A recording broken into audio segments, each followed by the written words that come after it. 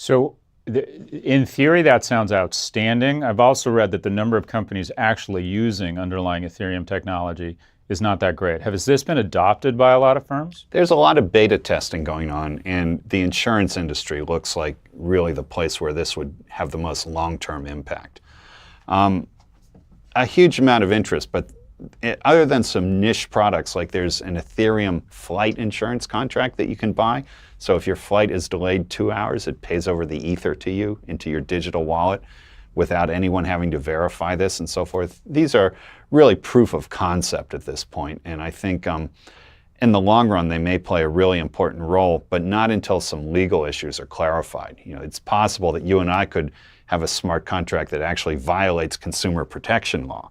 And then how does this get sorted out in court when a lawyer goes for an injunction, but it's impossible to shut the contract off and it's not located in anyone's jurisdiction? You can imagine that in the long run, this would make more work for lawyers rather than less, because so many novel problems might be created. So Ethereum, smart contracts, what's the next one? The next one is probably Ripple.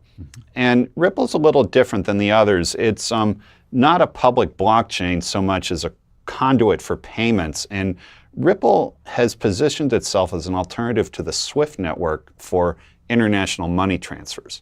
So you know, if you're in London and want to send money to your bank account in New York, it'll take you 3 days and a 7% fee. And you wonder, like, why so much? Why, you know, it seems unnecessary. Ripple will do it in the blink of an eye for free.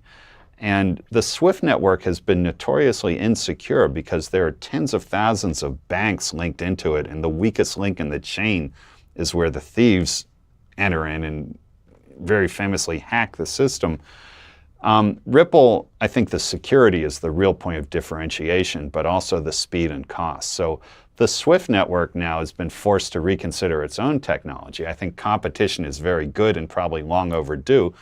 And I think the Ripple people were very shrewd to identify this one use case for their coin and to try to build up a critical mass of business, which they have. Litecoin.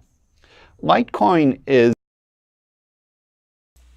If you definitely are new to crypto and you need a little crash course, I've liked this entire interview. I would watch the entire interview, or I will be posting bits of the entire interview. I don't know if I'm going to go through the entire amount because I've already covered 10 minutes and there's 25 minutes of this interview. So it would require me to do another 15 minutes of coverage. I'm definitely not going to do it anytime soon. So if you see these videos and you like it and you want to see the entire video, check out the liked section and you should be able to find the entire video. But it did bring up Ethereum and Ripple. A lot of people don't like Ripple. It's the teacher's pet. I think on this channel I've labeled Ripple as the teacher's pet.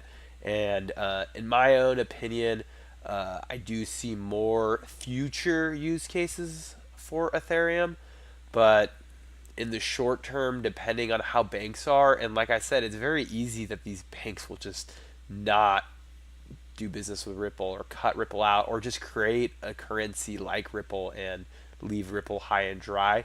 But in the short term, if that doesn't happen, I do see a lot of growth for Ripple, and I do see the possibility of Ripple getting a very large market share if somehow also the government regulations tend to favor Ripple, since it is so banker friendly and government friendly. So definitely watch the entire interview if you can. Understand the top 5, if not top 10, and in my opinion, top 20 coins and what they have. It really, really help you as a cryptocurrency investor. And my personal opinion right now, I own a lot more Ethereum than I own Ripple. And that might be a mistake because they're both right now getting crushed. But I'm just giving you my personal thing. I really do believe in the smart contract and the future of the smart contract, but bringing up competition, there isn't really another crypto. Well, there probably is, but not a major top 10 crypto that's trying to compete with Ripple. Unfortunately, if we just go down this list, EOS, Cardano, Stellar, Neo, maybe IOTA and Tron are trying to all copy off of Ethereum's smart contract and to make it evolve. make it the third generation. So that's one reason why Ethereum's price has been stagnant, but it is the first mover to the market like Bitcoin, and it's very interesting to see the evolution of all these coins and see what will happen. But let me know what you guys think, and I will try to post this entire interview on a later date, most likely, because I've already created a couple of segments on this.